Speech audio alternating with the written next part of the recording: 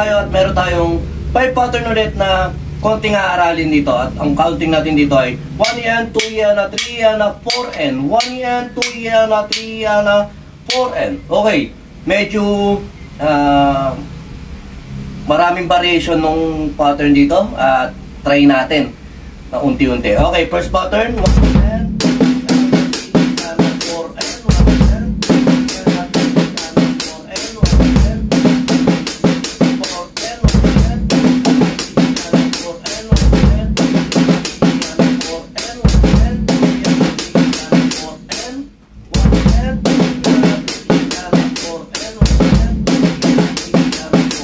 Okay, second pattern.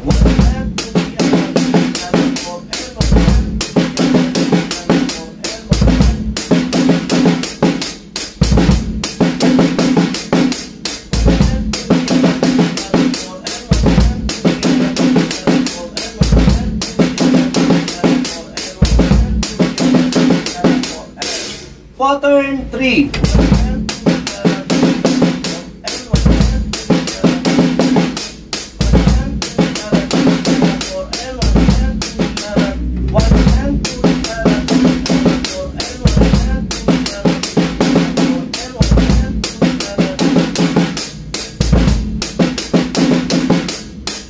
Pattern 4.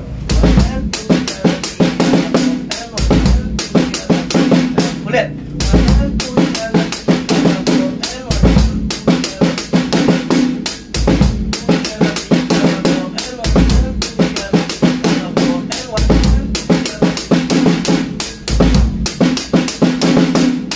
Pattern 5. Last pattern.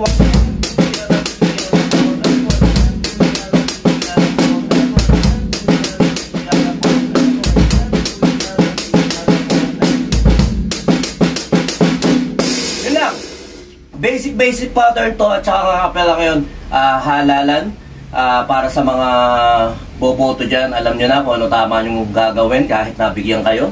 At sa mga hindi nabigyan, baka sakaling pwede kayong mapila. Pero kung ano yung nararapat ko, alam niyo sino talagang makatulong sa ating bayan, ayun ang ating iboto ngayon. Yan.